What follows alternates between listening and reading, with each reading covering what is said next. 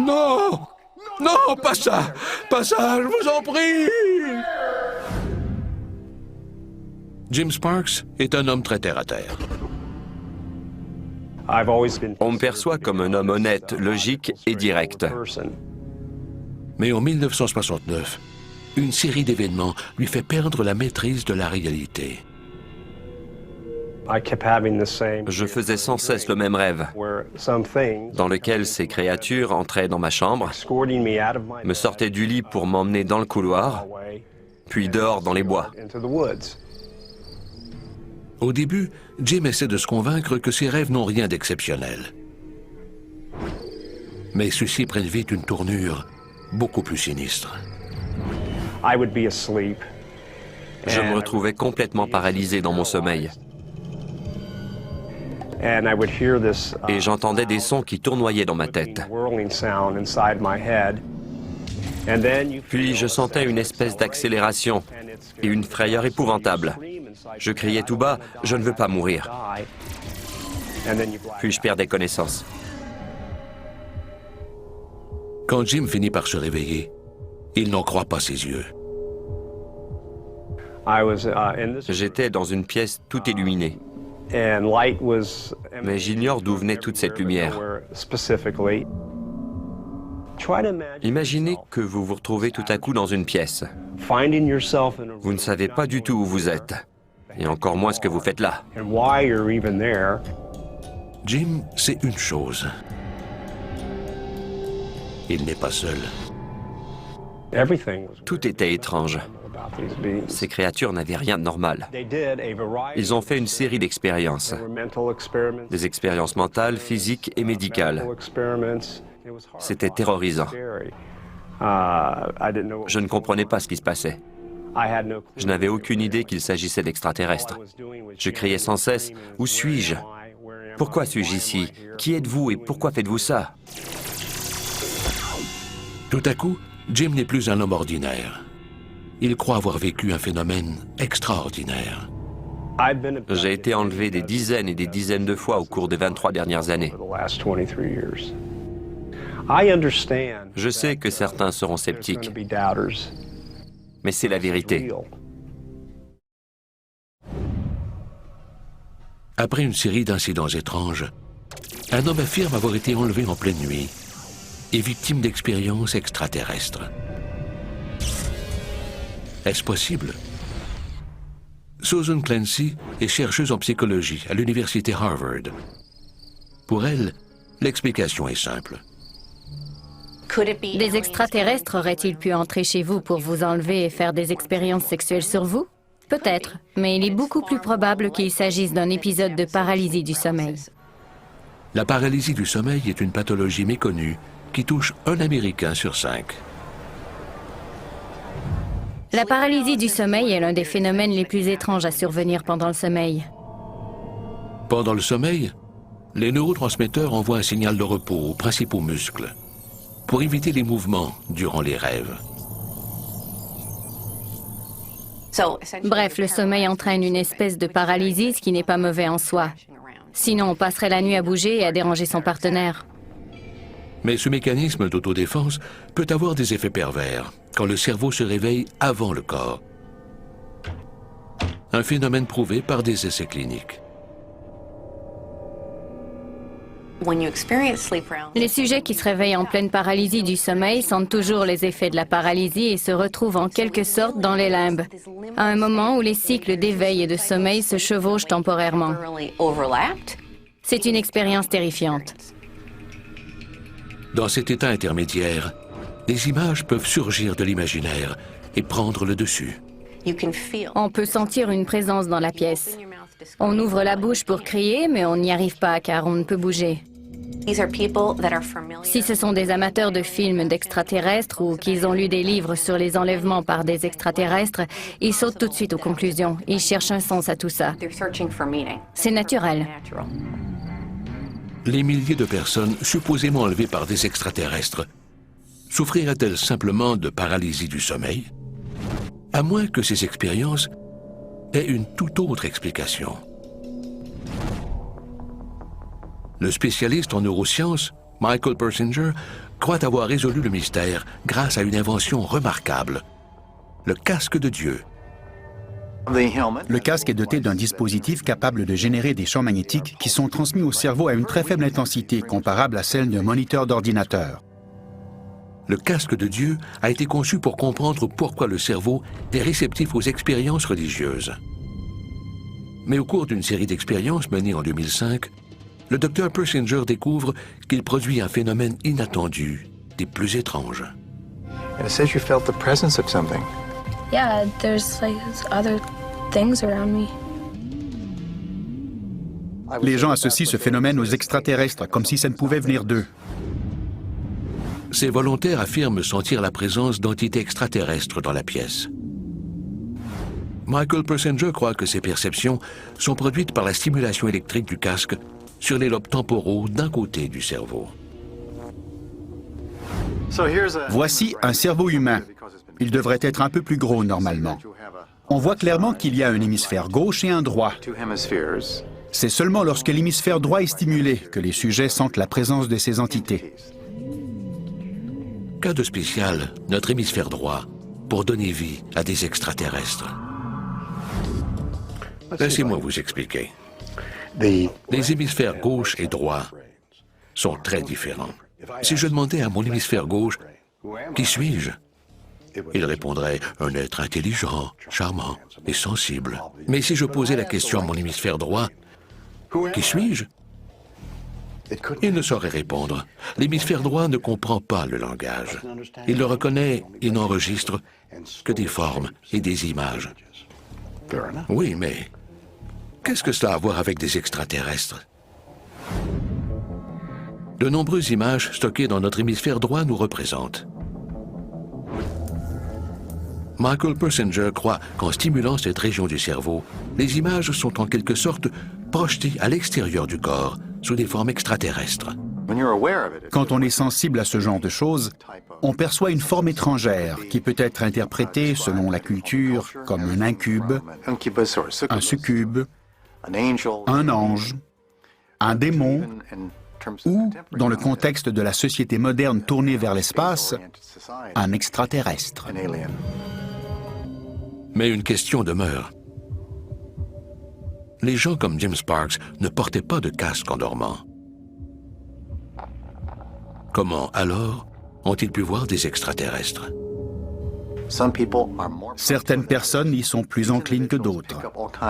Ces personnes captent toutes sortes de modifications dans l'environnement et un simple petit neurone suffit à déclencher les hallucinations. Depuis des millénaires, nous méditons, nous jeûnons et nous communions. Nous prions et nous psalmodions pour entrer en contact avec le divin. Et si pour voir Dieu, un simple aimant sur l'hémisphère droit de notre cerveau était suffisant? Voici Dominica. Elle est étudiante infirmière à Sudbury, en Ontario, Canada. Elle s'apprête à rencontrer Dieu. Dominica n'est pas visionnaire. Elle n'est pas prêtre, ni nonne, ni même particulièrement pratiquante. Je crois en Dieu, mais je ne crois pas qu'il faille aller à l'église pour lui parler, parce qu'il est partout. Dominica a accepté de participer à ce qu'elle pense être une simple expérience de relaxation. Et voici l'homme qui va la conduire vers la lumière, le docteur Michael Persinger. Il dirige le laboratoire de la conscience spirituelle situé au sous-sol du bâtiment des sciences à l'université Laurentienne. Notre recherche vise en premier lieu à comprendre le lien entre la structure du cerveau, la fonction et l'expérience, et plus précisément à savoir s'il existe une base biologique dans le cerveau pour les concepts de croyance en Dieu et d'expérience divine. Le docteur Persinger est un neuroscientifique. Il pense que Dieu réside dans notre cerveau, et il pense même savoir dans quelle partie. La question qui nous fascine le plus, c'est la recherche de la base biologique pour la conscience de soi. Car après tout, c'est la grande définition de l'être humain. Qui nous sommes? Nous savions que c'était lié au langage et au processus de l'hémisphère gauche. Puis nous nous sommes demandé quel était l'équivalent pour l'hémisphère droit. Nous avons une seconde conscience dans l'hémisphère droit. Et lorsqu'elle se manifeste, on ressent une présence. Nous pensons que c'est le prototype de l'expérience de Dieu. Tout ce qu'il a à faire pour créer cette expérience divine, c'est placer ce casque jaune sur la tête du sujet. Il l'a baptisé le casque de Dieu. Bien, vous allez mettre le casque. Notre approche est très simple. Pour étudier le cerveau, nous l'observons en laboratoire à l'aide d'une expérience. Laissez l'expérience se dérouler d'elle-même, d'accord? L'équipe de recherche place Dominica dans une chambre hermétique et sans lumière, puis contrôle son activité cérébrale pendant 1 heure. Au bout de quelques minutes, les ondes cérébrales de Dominica s'organisent selon un schéma de détente. Le docteur Persinger active alors une bobine magnétique posée sur l'hémisphère droit du cerveau de la jeune fille. Sa puissance ne dépasse pas celle d'un sèche-main, mais elle est conçue pour orienter cette énergie vers un petit groupe de cellules cérébrales situées dans le lobe temporal droit. Le docteur Persinger pense que ces cellules vont déclencher chez Dominica la sensation d'une autre présence. Notre hypothèse est la suivante. Quand l'être humain a développé la faculté de prévoir son propre désenchantement et sa propre mort, ce qui génère une angoisse colossale, un autre concept a vu le jour afin de réduire cette angoisse. Ce concept, quel qu'il soit, possède certains paramètres. Il se doit d'être infini, éternel et omniprésent, sans quoi il aurait une fin. Et s'il a une fin, alors l'angoisse revient. Il doit donc exister au sein même du cerveau un concept qui nous dit que quelque chose d'infini existe.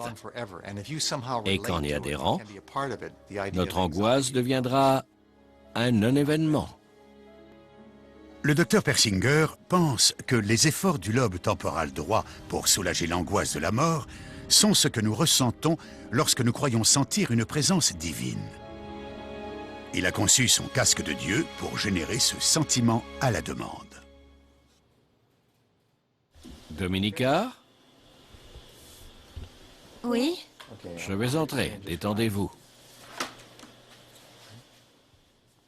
Dominica a été enfermée pendant 1 heure dans le noir et le silence, seule avec ses pensées, et peut-être aussi avec Dieu.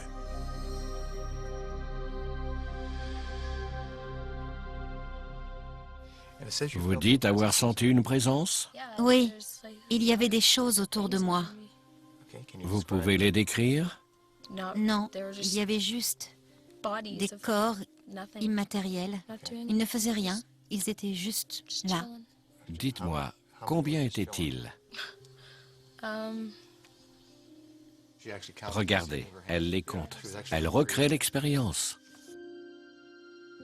Plus de 80% des sujets, croyants ou non croyants, ont senti une présence causée par le casque de Dieu. Pendant la stimulation de son hémisphère droit, elle a senti la présence de 5 entités sans visage tout autour d'elle. J'avais l'impression que mon corps était plus élevé. Alors, je ne voyais qu'au-dessus. Au-dessus? Oui. Elle a ressenti très intensément des sensations visuelles. Et toujours dans le champ visuel supérieur, vous avez vu? C'est typique de l'activation du lobe temporal. Vous dites que les manifestations ne provenaient pas de votre esprit. Vous pouvez m'en dire plus? Je me voyais. Ce n'était pas moi. Je me regardais allongée sur la route. J'avais l'impression que ma tête n'était pas reliée à mon corps. Pardon? Ma tête n'était pas reliée. Comme si elle était reliée à autre chose? Oui. D'accord. Bon, vous dites aussi avoir vu des images très vives cette fois-ci. Oui, j'ai senti de la chaleur. Il y avait comme des flammes. Laquelle des deux expériences avez-vous préférée? La première. La première. Je veux encore flotter, c'était cool. D'accord. J'ai pas trop aimé le feu dans la seconde partie. Mais la première était géniale. Elle a vécu une expérience classique dans cette pièce. Maintenant, imaginez les conséquences si elle ressentait la même chose assise dans une église ou une synagogue ou une mosquée, ou même tranquillement allongée dans son lit le soir. Imaginez comment elle l'interpréterait et l'impact que ça aurait sur sa vie tout entière.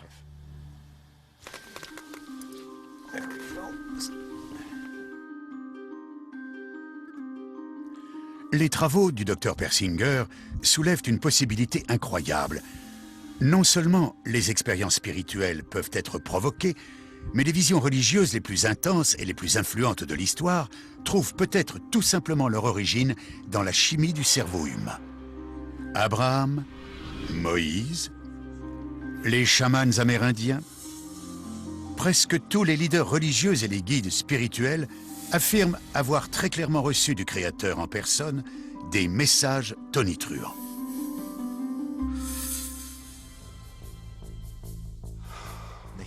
Dans l'histoire de l'expérience religieuse, bon nombre des plus grands penseurs étaient atteints de labilité électrique dans le lobe temporal. Luther, c'est connu, a vu des apparitions après avoir été frappé par la foudre. Ces événements, bien que brefs, ont un puissant impact sur les personnes durant les périodes critiques de leur vie. Le plus grand défi de la science, et c'est là le plus fascinant, n'est pas tant de savoir que le cerveau génère ces expériences, mais d'en découvrir les stimuli. Vous avez vu des exemples de stimuli rudimentaires avec l'application d'un champ magnétique, mais qu'en est-il des stimuli naturels, de ceux qui sont fabriqués et manipulés par les sociétés? Qu'en est-il des changements chimiques intrinsèques et de tous les stimuli que nous ne connaissons pas encore, mais qui peuvent provoquer l'expérience la plus puissante de toute l'histoire de l'humanité, l'expérience divine?